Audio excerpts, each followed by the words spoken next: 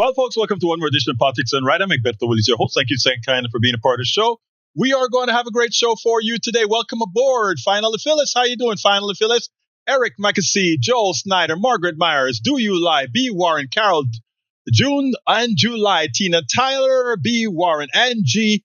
Decadence is in the Substack chat. We also have, of course, bringing up the rear or bringing up the top is the one and only El Senor Patrick Magner came in first today.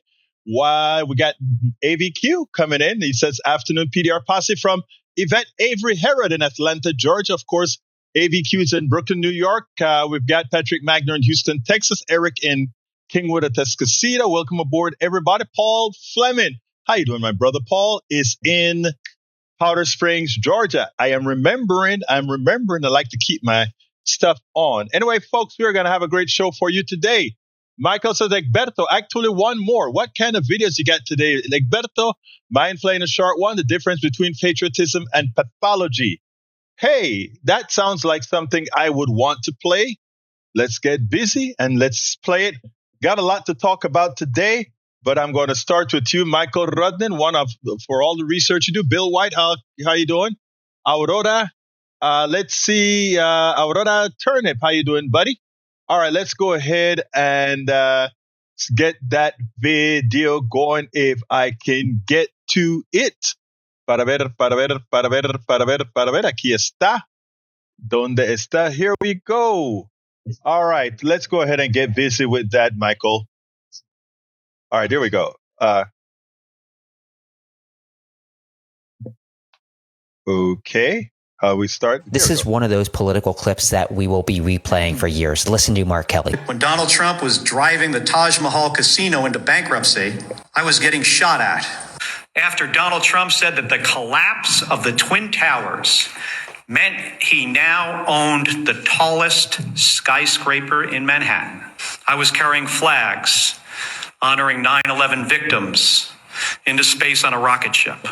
When Donald Trump was writing birthday greetings to the monster Jeffrey Epstein, I was the first on the scene to recover the bodies of my fellow astronauts who died when Space Shuttle Columbia exploded during re-entry.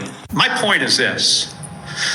I've been through a lot worse in service to my country. The president and Pete Hegseth are not going to silence me. This is... Whoa! Thank you for that one, El Senor Rudnin. That one was beautiful. I got to cut this one myself into a video. I love it because it showed it, for those people who continue to worship Donald Trump as he's accomplished something, it irks me. This man has accomplished nothing of substantive value for humanity. None. Nothing. Nada. Niet. My garbage collector does more for humanity and society than Donald Trump has ever done. My garbage collector, my secretary, everybody. Well, I used to have a secretary back in corporate America. I don't anymore. But yes, they've done so much more. Harry Denson, how you doing, my buddy from Missouri City, Texas? There you go. The mind is still working. All right, let's go ahead to your second video. You said, one more, Egberto. Okay, you got it, brother. You got it. Let's go ahead and put it on there for you. If I can. All right, hold up, Egberto. Hold up. Let's get it onto the screen. Vámonos ahora mismo. Ahí. Sarah Hurwitz is the Obama's former speechwriter, and recently she was at a conference talking about how people take the wrong lesson from Holocaust education. And it is a very literal distillation of how Zionists approach the legacy of the Holocaust. According to her, the reason people take the wrong lesson from the Holocaust is that people universalize it. They learn about power and powerlessness, and when they see people with power oppressing the powerlessness, they think, oh, this is never again. And this is wrong, because according to her, the lesson from the Holocaust should be specifically about anti-Semitism and distinct from every other system of supremacy that has been set up. I think the most striking thing that she says is American kids learn about the Holocaust and think, oh, this is just like anti-Black racism. And this, for her, is a false conflation. The two are not similar because the Zionist ethos requires you to believe that anti-Semitism is a unique and special evil, distinct from all other forms of discrimination and oppression, which uniquely makes it so that the lessons from the Holocaust are not applicable to anyone else's suffering. This is why the phrase never again means never again for anyone is very annoying to them, because people take away the lesson from the Holocaust that apartheid and discrimination and genocide are bad in general at the exact moment when Israel is doing apartheid and discrimination and genocide. Sarah Herwin. Wow. Wow and wow. You know what I love about our younger generation? Gen Zs. They get it because they're not colored by the indoctrinate. Well, a large percentage of them are not colored by the indoctrination of capitalism, because even what is happening inside of Israel right now, capitalism plays a big part in it. Riverfront territory out of Gaza, the manufacture of bombs to continue the flow of capital to the military industrial complex. It's all capitalism. Even the genocide in Gaza has its genesis in capitalism. Because you know what? The average Israeli and their cousins, the Palestinians, would be way past this absent the system. Thank you for that one, Michael. I just love to see our young people and what they're coming up with right now. And I tell you what, I have one today that I'm going to start with. And it also has to do with defining the reality about capitalism. And in a country where we have been indoctrinated to think all that this was built was solely the purview of capitalism and not the purview of each of your individual minds, of all of what you have upstairs, but then exploited. To not understand that, we have been indoctrinated into believing that somehow all of this does not belong to us all. I want you to listen to this, and then we'll take it on the other side. I stumbled across this clip that lays it out perfectly. This clip is from Michael Mez from the program Better Future with Michael Mez. I haven't gotten the chance to contact him yet, but I want to get this person on the program as well. This young lady says one example of how capitalism actually generates profits and create billionaires and the mechanism.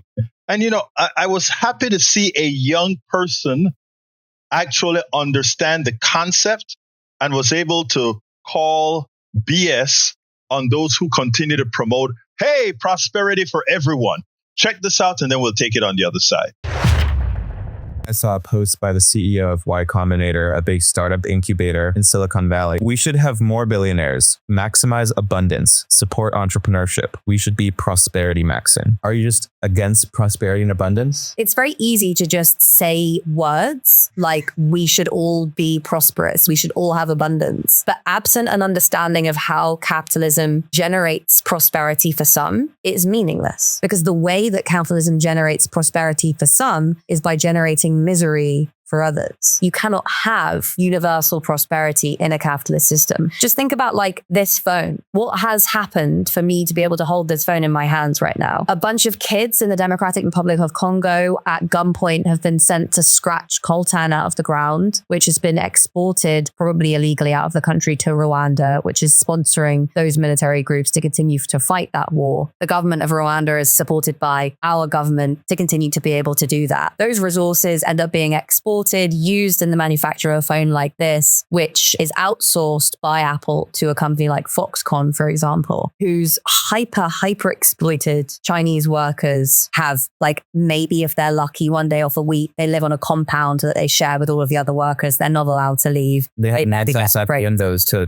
prevent people. And they have nets outside the windows because people kept jumping out of these compounds, these dystopian hellholes, to try and kill themselves. So they had to start catching them with nets. All of the profit from that goes to Apple, right? But it comes on the back of the hyper exploitation that's taking place elsewhere in the value chain. And it's very important to remember that the levels of profit that are generated by that company would not be possible were it not for the exploitation and oppression and violence that takes place throughout the rest of that value chain. If Apple paid its workers enough to allow them to experience prosperity and abundance, Apple would not be prosperous and abundant as they are. If we all were so committed to ensuring prosperity and abundance for all, we would be saying things like, right, okay, well, the government of Rwanda should probably stop sponsoring the M25 rebel groups in Eastern Congo that's, going around raping people and extracting conflict minerals. But in doing so, we would then disrupt all the supply chains that allow us to get this stuff that goes into our phones. And if we were to pay properly to allow, them to experience abundance, the people who are mining these minerals in the first place, making sure they had protections from all of the kind of horrific health conditions that come from that process, then again, it would be even more expensive. Then Apple wouldn't be $1 trillion company. That's it. And you wouldn't have a penny in them. Right. All of that stuff. All of this is basically like the use of a power asymmetry to extract from ordinary people and boost profits at the top, which is basically how capitalism works. And look, the numbers are absolute, right? What she says is true. The prosperity those attain from capitalism isn't duplicative. In other words, based on the way capitalism works, the calculations that go into that type of economic system, for a few to prosper, and remember, the few could be all of America, but even that's going to waste right now. But for a few to prosper, many others, based on how we get the distribution of wealth within this system, many have to suffer. Because remember, these profits are but these exorbitant profits, exorbitant dividends are but the excess labor, that which isn't paid to employees, that which isn't paid to miners, that which isn't paid to all those who actually make it happen. And this is not rocket science to see. We have been so indoctrinated that we all believe we can be that person at the top of the system. Well, you can't have everybody on the top of the system because you're not going to have the workers, the people who are actually going to which you're going to build your wealth on their backs.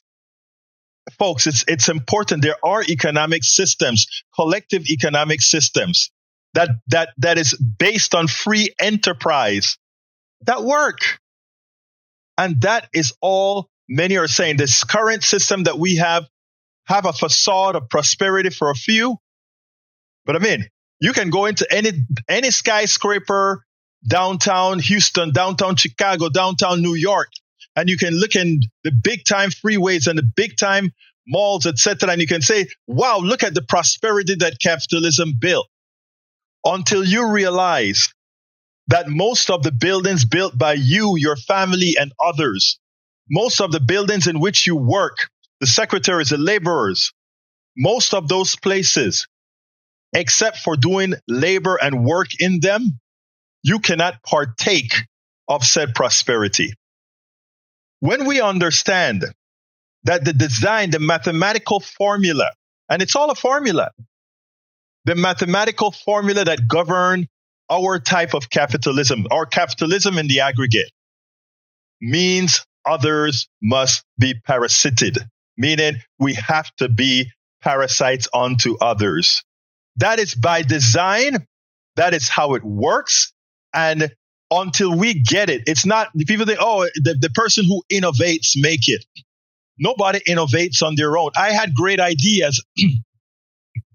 But when I decide to be humble when I decide to say, if it weren't for the great taxpayers of Texas who created a University of University of Texas, Austin, I would not have learned the techniques that I learned from equipment only found at the University of Texas to build my knowledge and grow on top of that knowledge. Thank you, Texas. Thank you, America. Thank you, world. It's a collective. We should all remember it's a collective, not rugged individualism. In fact, rugged individualism would actually get the millionaire and the billionaire killed because they have no knowledge of which gave them the wealth that they have. And not only don't they have the knowledge which give them the wealth that they have no means of survival. They are weak. Think about Trump. Trump gets an MRI, and I believe him. Somebody does everything for Trump. Trump recently found out what groceries was. He just knows that he gets food when he needs it. He gets water when he needs it. He didn't know that collectively the things that make all of that is called groceries. He didn't know what groceries were, that thing called groceries. He didn't know about the affordability issues in the United States. He didn't know that things cost money. People look at him and like, nah, this. When you are wealthy and you were born with the spoon in your mouth, you have no idea on how to live without having others serve you. And if you always have people serving you, you are weak. And why are you weak? Because everything that normally you should be doing for yourself or should know how to do for yourself, you don't know how to do it because others do it for you. And this brings me into a subject I want to touch on as much as possible, since every time people talk about DEI, that is what makes those opposing DEI so silly and short-sighted. Let's give an example. Right now in our country, women are excelling in America. Women are excelling. And, people sit back and talk about, well, they're excelling because of DEI. Okay? We have some people of color excelling. Oh, it's because they're getting a break. You're fooling yourself. Women are excelling because for so long we have had the boots on their necks. They had to work so hard to figure out how to get around those boots that it has made them strong and stronger than most men. Punto y final. Stronger than most men. So when you see chitty-patty guys like Hegseth trying to get women out of the military, silly move. Silly move. Women are stronger now because men, with their prejudice against the capabilities of women, have made them have to work harder, and in working harder, they became stronger. In becoming stronger, they became more self-sufficient. Same applies to people of color. For those who are able to crab out of the malfeasance they're forced to live in, and the malfeasance being prejudice and all these other isms,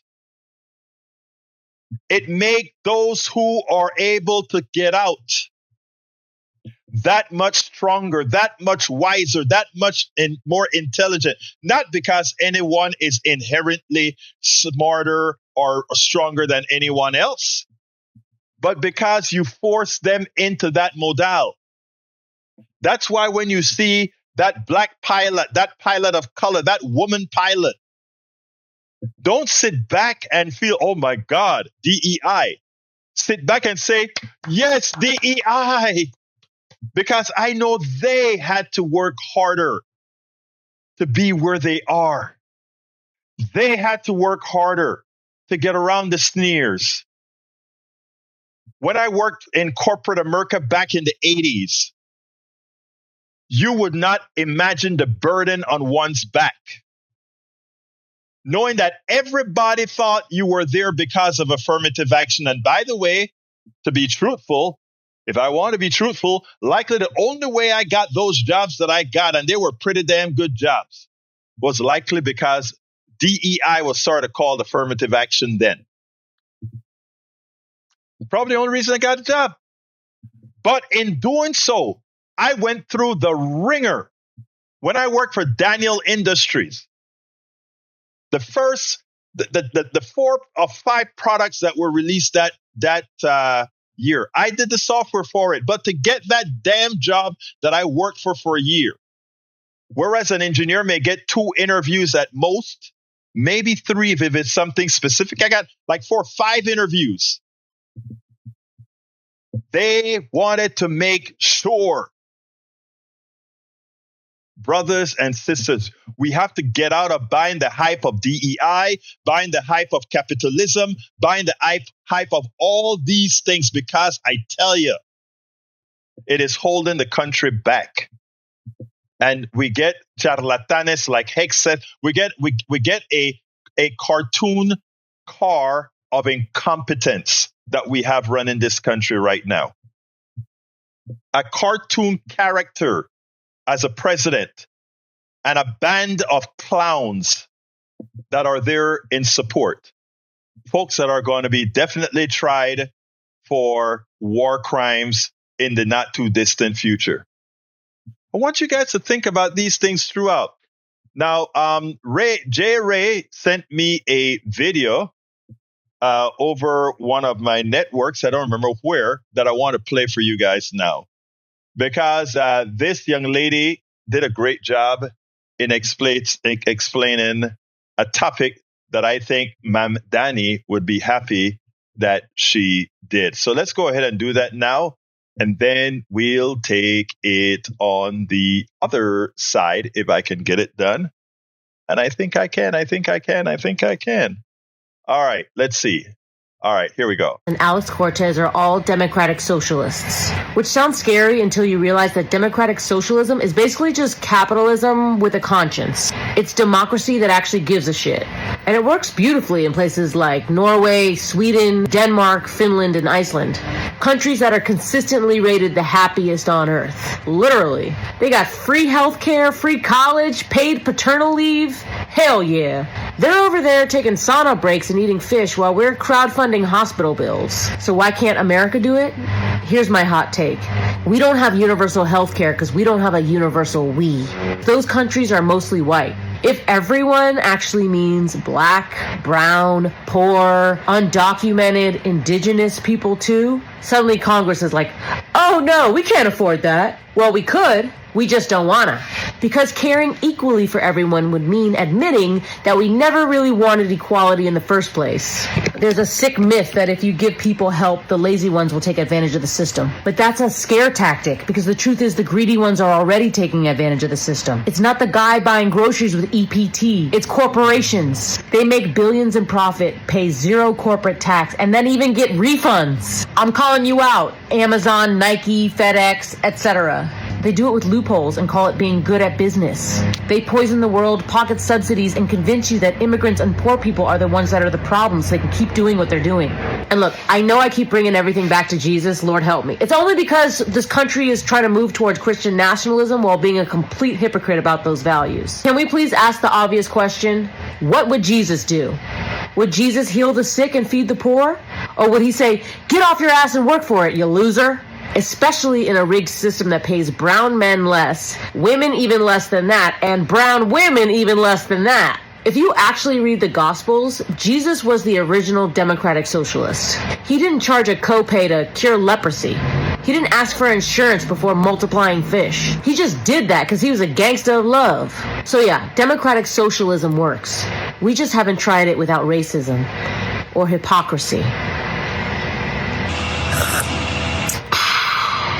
Zoran Mandani, Bernie Sanders, and I love it. And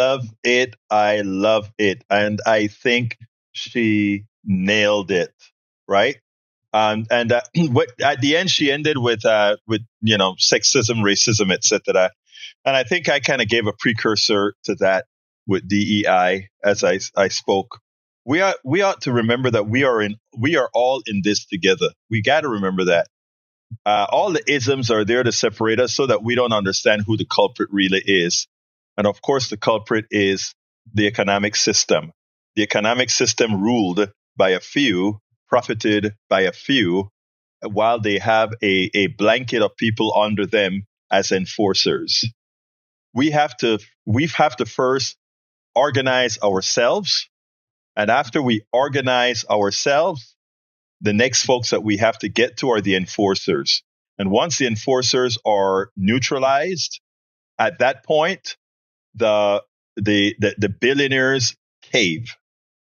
Remember, the billionaires are only uplifted by those who are indoctrinated into believe there's something special about them, and that in fact they've earned what they have, as opposed to that they've parasitically attained said wealth. And I'm here to tell you, without a shadow of a doubt, that the enforcers are middle. Look, let's look at our chat, okay? You look at everybody that was indoctrinated by this tenet. Look in our chat. Well, there are not a lot in our Substack chat, which generally seem to be more, you know what. But in our other chat, you'll see those people that come out and like, capitalism built America. Everything that got built correctly is capitalism. And, at the same time, America is exceptional. But they don't tell you that the only reason America got where it got was its youth and abuse of people. From slaves, black folk, slaves, indigenous, the taking of their land, breaking every single contract. We like to talk about other countries, right? We always talk about people not holding up their end of the bargain. I want somebody to tell me, any historian in the room, anybody that knows some history in the room, why don't you call me and tell me which treaty America has ever abided by? From our inception to now. We couldn't even stay in the darn the Paris Accords. We broke it. We couldn't stay in the not only the Paris Accords, but we couldn't stay in the Iran Treaty. Why? We broke it. I mean, we couldn't stay in the Black Hills contract with our indigenous brothers and sisters because we found minerals and had to steal it. So we took it. There was a Guadalupe Hidalgo treaty with that brought the Mexican-American War to an end. That we made promises to those who were on our side of the border of the land that we took. We purchased, but we took. We broke it. Every treaty we want others to abide by. Please name me a treaty that we stood by. We signed the international laws of war, whatever that is called. We are out there blowing ships out of the world. We're blowing ships up in the middle of the ocean, just murdering people. We're either committing crimes against war crimes or straight out murder. Let's be clear, people. If you want others to respect you, here's what Eric says. The United States abides by a multitude of treaties, but some long-standing examples include the J Treaty with Great Italy. Come on. Not even NATO. Listen to Trump about NATO. Look, again, stop talking crap out of your butt, folks. Not folks. I'm talking about Eric. I'm just giving you a statement of fact. We do not stand by treaty. Egberto, you like to use Google AI to ask questions like, so why do the Google's, so So why not Google it? Which treaties has the United States honored? Please do. Please feel free to Google it, Michael, and tell me which ones we've honored. The ones of any value, I don't see us honoring. In other words, if we can make a profit by getting out of the treaty, guess what? We do. We do. Again, I just recently, Paris the cards. Iran treaty. Warren is asking me who is that the United States has. Wait. Eric is correct. There is a short list of treaties that the United States have honored. Okay, you just made my point. A short list of treaties that the United States have honored. Okay. And let's see. Anne Brady said there are no treaties that we signed with Native Americans that, as far as I know, the U.S. has honored. Thank you. And I think you're probably right about that. But as my brother Michael says, we can look it up. But Michael, Eric is theoretically correct that there may be a few treaties that we've honored. But whenever there is a treaty that we must break whatever line item in it because it's better for our capitalists, that is exactly what we do. Warren, so who are the enforcers? Let me give you the enforcers. The enforcers are people like Eric in our chat, a fairly well-off guy that continues to buy the line. Other enforcers are certain portions of the police forces. Other enforcers are people on the news media who continues to parrot the crap about capitalism. Others are any conservative teacher at a university. Okay, is also is what you can find. Any conservative teacher that preaches this crap are enforcers because they're moving that knowledge forward. So, I mean, enforcers are anyone who do not objectively look at the facts and go out there and try to promote this nonsense. That's who it is. Those who it is. Eric, you need to go check off your keyboard. All right. Le Deneuve. I hear you, Le Deneuve. All right. Last subject of the day is, and let me see what it was. I wasn't able to write up the complete blog for the program today, but I had to make sure that I had much. Let's get to it right now, because this has to do with prices soaring and capitalism. All right. Okay. The title of this particular article now is, As Prices Soar, Trump Denounces Affordability as Democratic Scam. In other words, he doesn't think prices are going up. By the way, Patrick says, probably the few treaties that stand are not interfering with corporate theft or opposition. Exactly. Thank you for that, Patrick. I should have added that to my statement, which would have said, name me a treaty that objectively could potentially cause pain to a corporation that the United States have honored. And I think at that point, Mr. Rudnin, you're likely to get 0. I didn't look it up. I usually don't try to look things up while I'm doing the show for one reason and one reason only. A lot of times when I do a query and get the results, I generally try to back research the query. Because let me give an example. There was a TikTok that came on. I think it was done by, I don't remember the name of the guy, but he did a TikTok and he came out and said the Pope was black. And I had heard that the Pope's grandmother and grandfather in Louisiana, all their birth certificates said that their race was black on those birth certificates for the Pope Leo. So I did an AI search, and I'm talking about ChatGPT. And I said, is the Pope black? That's all I said. Is the Pope black?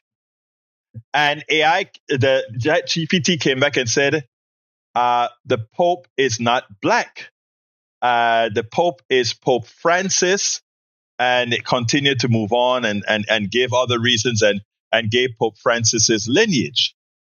And to put it bluntly, I am paying for ChatGPT. I don't use a free ChatGPT. And I am using the latest ChatGPT 5, which supposedly should be querying not only old information from their database, but real-time information. And when I queried that and ChatGPT tells me the Pope is what is it called? The Pope is Francis. To be honest, I got upset. I mean, I would like to be able to really jump on this stuff and just believe it. So now I don't do that. Everything that I pass through ChatGPT, I corroborate and validate it through other sources.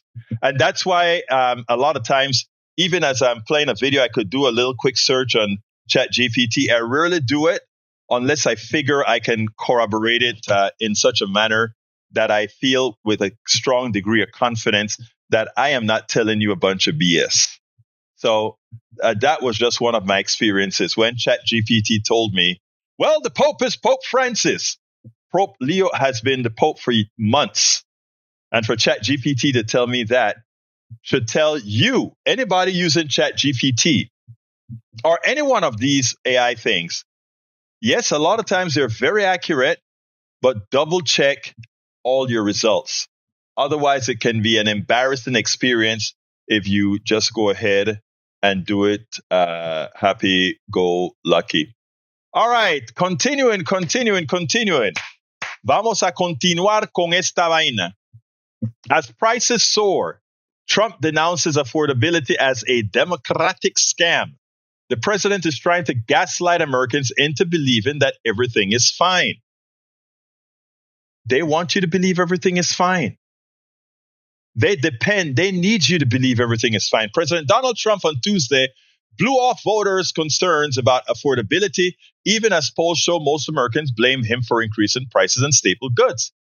At the start of the cabinet meeting, Trump falsely claimed that electricity prices are coming down, despite the fact that Americans across the country are struggling with utility bills being driven higher in large part by energy-devouring artificial intelligence data centers. The president then claimed that broadly that voter concern about increased costs were all figments of their imagination. The word let me go ahead and play this for you. And it didn't have much of an impact because the prices were very high. But our prices now for energy, but for gasoline are really low. Electricity's coming down. And when that comes down, everything comes down. But the word affordability is a Democrat scam. They say it, and then they go on to the next subject. And everyone thinks, oh, they had lower prices. No, they had the worst inflation in the history of our country. Now, some people will correct me, because they always love to correct me, even though I'm right about everything. But some people like to correct me, and they say 48 years. I say it's not 48 years. It's much more. But they say it's the worst inflation that we've had in 48 years. I say ever. But whether it's 48 years or ever, it's pretty bad. We had the worst inflation that we've ever had. Now, think about that. And some people actually believe it. Everything that comes out of his mouth, they believe. But if you have family members that are doing that, please, please, please, spend the time.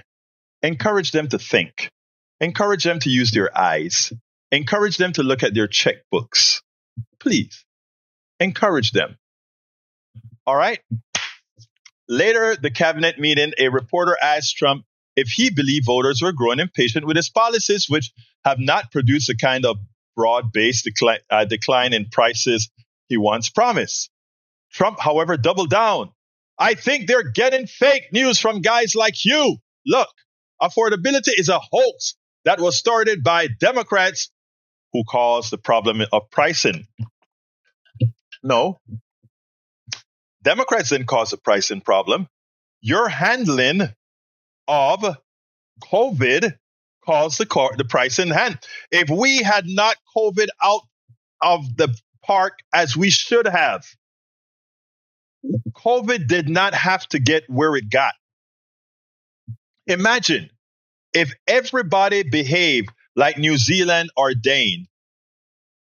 I want to repeat that. The Prime Minister of New Zealand ordained. Imagine if every country would behave that way. Yeah, what I told ChatGPT is, why are you giving bad information? So maybe the database corrected itself. Thank you for that, B. Warren. So again, this president think it's a scam. Continuing, a Yahoo YouGov poll released late last month, for instance, found 49% of Americans say that Trump's policies have done more to raise prices in the last year, compared with just 24% who said it lowered prices. What's wrong with the rest of the people? If you put a tariff onto all this stuff and you acknowledge the fact that we are paying the tariff, how can it be possible that he's not responsible for these price increases? Huh? Come on. We don't have shortages. Remember, prices increase. Prices increase if there are shortages or if there's a collusion. Prices increase if there is a collusion or there are shortages. And guess what we don't have in America right now? Shortages. You can find gas in ample supply. You can find products in ample supply. Therefore, inflation, just like it was under Bush often, was manufactured by the corporatocracy to raise more money for themselves. But we, on the outside, we just let it slide. All right, so 24% who say he's lowered their costs. I would like to talk to that 24%, for them to itemize for me what cost was lowered for them. I would wager that 24% are nothing but Trump sycophants. They are nothing but Trump sycophants. I don't know anybody that would tell you, oh, my costs have gone down in the last 9 months. So I am so happy with Donald Trump because my costs have gone down. I can tell you what has happened to my costs. Every single automated tool that I am using got a price increase. My server database, pricing increase. My hosting services, of which I have 25 servers, prices increase. My email distribution list, prices increased. Every single one. My multi-streamer, prices increased. Yeah. So when the president talks about all of this, even politics done right is costing a lot more. The computer system that I am going to have to get to replace this one is about $1,000 more than it was earlier.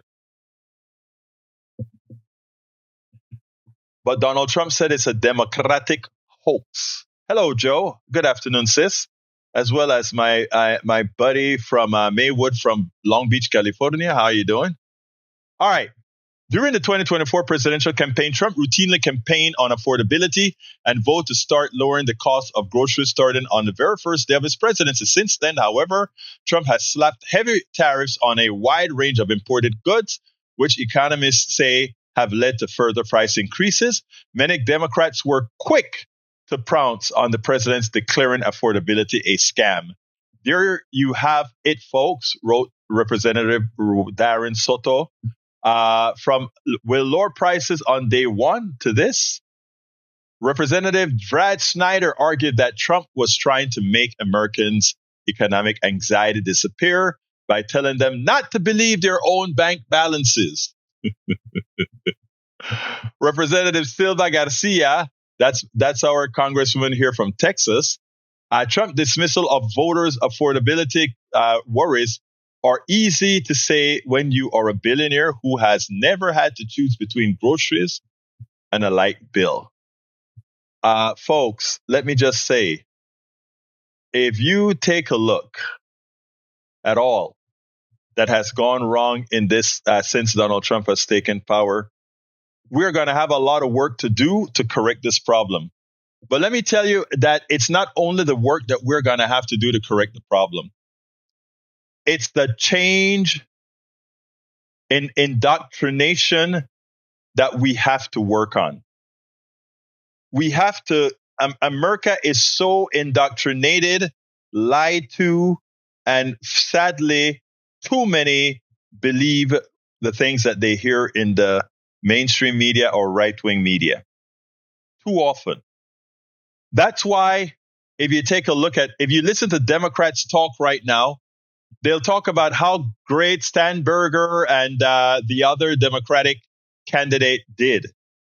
But you hear them not call Danny's name often.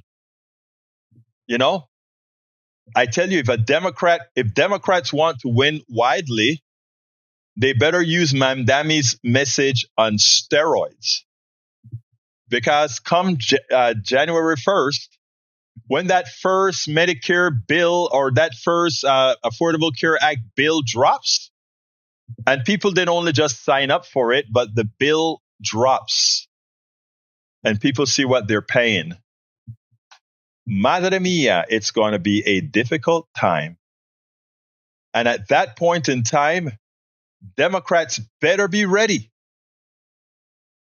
They better be ready with what their solution is going to be. They better be ready. And it's not playing it soft. It's playing it hard. It's going to a solid move to say, this is what I'm going to do for you. And many will call it leftist. But believe it or not, that is what connects MAGA and progressives. Believe it or not. Believe it or not. Anyway, I am done with all of the topics of the day. Anybody wants to call in, I'm all ears. 713. We finished about 8 minutes early today. It's 713-526-5738. Again, the number is 7. Oh, what am I saying? That is a KPFT number. ¿Qué me pasa? It is 281-823-7747. Let me put that in the chat. Thank you. Thank you. I love me some El Denuve. They put it in the chat for me. All right, folks, you can give me a call. The number, I'm putting it in both chats right now, 281-823-7747. Vámonos, llámame por favor. Llámame, call me, please. Llámame por favor. Call me, please. You know, llámame por favor. 281-823-7747. Si me quiere llamar a alguien en español para hablar de lo que está haciendo la migra ahora, estoy listo para la conversación. Somebody wants to call me about what ICE is doing as well? Give me a call. 281-823-7747, 281-823-7747. Vamos a hablar. All right, let me see if there is anything in the chat that I need to really make a mention of. Warren, I don't think I'm going to use that word to describe our country, my friend. Warren says we have enough wealth to have universal healthcare and higher education. We have more than enough wealth to cover all of that. You're absolutely correct, sir. All right. Call in, folks. Speak. 281-823-7747. My brother Patrick Magner, talk to me. Hey, how are you today? I'm doing fine, sir. Do you remember a movie called Dark Waters about 6 years ago? I don't think I saw that. DuPont and I don't Wait. Is that the one in India? What they did in India? Hold one second. Let me get this other call as well. All right. Continue, Patrick. It was about the Teflon that was used here. Oh no! Tell me about it. Experimented on their. Well, I don't want to go too far into the movie, but you can watch it. It's pretty easy to watch, but it was just making the American public aware of what DuPont did with Teflon. And we thought that we learned from it, and recently we banned what's called forever chemicals, and Teflon's one of them. Right. We did ban those, but you're my favorite president decided that they were okay. And not only did he lift the ban on them, but they're now able to be used as pesticides on your food. What is able to use as pesticide on our food? Teflon? Forever chemicals. Oh, forever Teflon chemicals. I got and Teflon-like materials. Yeah. Right. The ones that never break down. That never break down, never leave the body. Cause all sorts of issues biologically. So that just further reinforces the idea that I have that he's doing everything he can to kill people.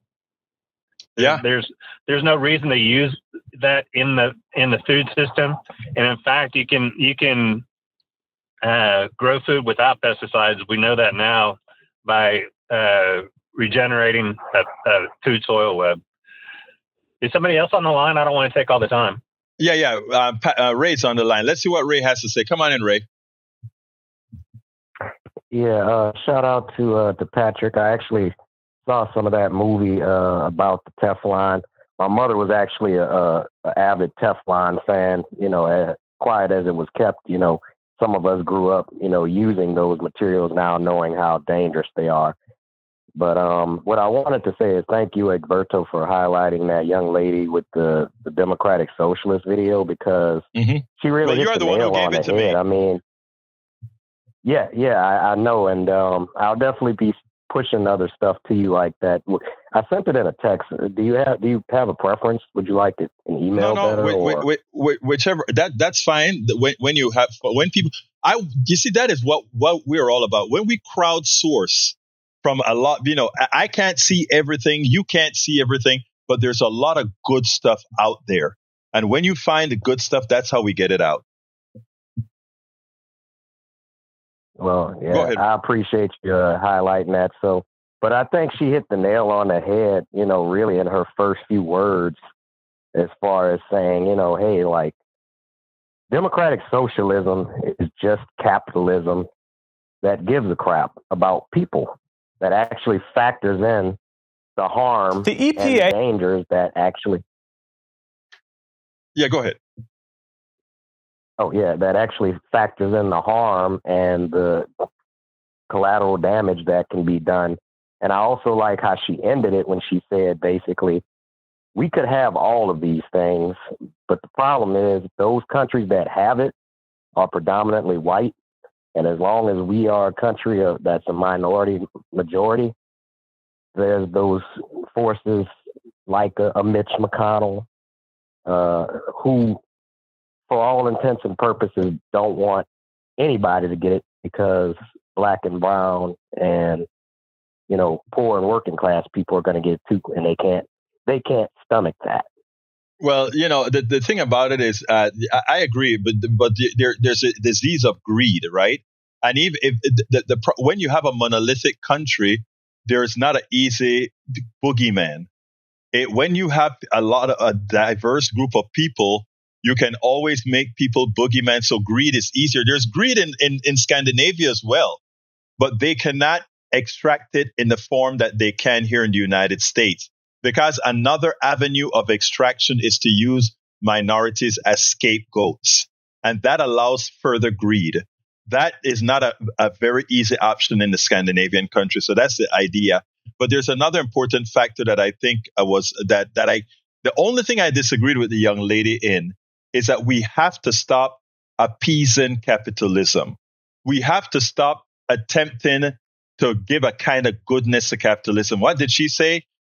It's capitalism. I mean, democratic socialism is capitalism with a conscience.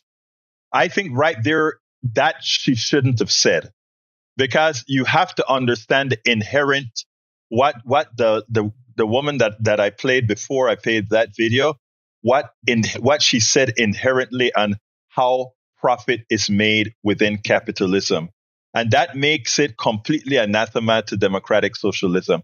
Not free, I believe in free enterprise, not capitalism. But Ray, I want Patrick to answer that one. Don't you agree with me on that one, Patrick?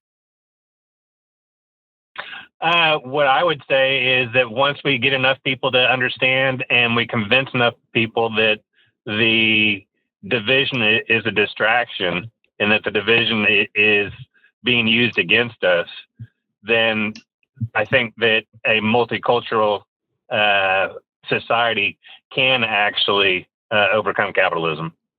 Yeah, well, the thing that I wanted to clear out, though, is that when she calls democratic socialism capitalism, where I think the purpose is defeated is everything you understand about the mechanics, the mathematical formula that runs capitalism.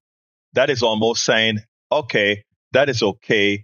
We modified it. Well, once you modify the equation that governs a particular action, that is completely changed. In other words, if I take out a neutron out of a particular, or I should say, if I take a proton out of a particular element, it is no longer the same element. It's another element. And that is what I want people to understand, because I think unless we make that distinction, we allow people to sneak in. That's just my thought. That's just how I think. But, that's just me. Anyway, give me a closer, Ray, and then Patrick. You got to get out of here. Well, I agree with you on that front, but I feel like she was just trying to connect with people who look at capitalism as the end-all, be-all of this country's economic stability. You're right. Patrick? Yeah, yes, to change capitalism, to take exponential growth out of them, it no longer is capitalism. Exactly. So, you nailed it right there. You nailed it right there. You guys have a great day. We'll talk about Chernobyl tomorrow or the next day. All right. Anytime. Just bring it up. Thank you, guys. All right. Anyway, folks, look, love you all. Remember, today is, in fact, Given Tuesday. Feel free to go to politicsdoneright.com. Give whatever you can. But anyway, honestly, what I would love is for a lot of those of you watching us now to become paid subscribers of our Egberto Off the Record newsletter, which is where this Politics Done Right on all of our other platforms get its resources to move forward. Those people who do that, remember, you get access to all of my books. Todos mis libros, right? You get to read that online. So please consider becoming a paid subscriber of our newsletter by going to politicsdoneright.com/newsletter. And if you want to write me directly, please remember you can reach me directly at info@politicsdoneright.com. Again, that is info@politicsdoneright.com. Once again, to subscribe, politicsdoneright.com/newsletter. I'm putting it in the chat. Please be sure to subscribe if you can. All right. My name is Egberto Willies. This is Politics Done Right. Love you all. And you know how I end this baby. I am what? Out. All of our country's problems, from polarization to ignorance on domestic and international issues to a complete misunderstanding of our economic and healthcare systems, are a direct result of a derelict mainstream media that too often bend over backwards to support corporate or bought politicians' wants as opposed to the people's needs for real information to make their lives better. Independent media is the only solution to inform truthfully and factually. Why? Because our loyalties are to you, the ones who fund us with small dollar contributions and subscriptions. Please consider supporting our independent media platforms by subscribing to our Egberto Off the Record newsletter at politicsdoneright.com/newsletter. Again, that is politicsdoneright.com/newsletter. It's an investment that pays incalculable dividends.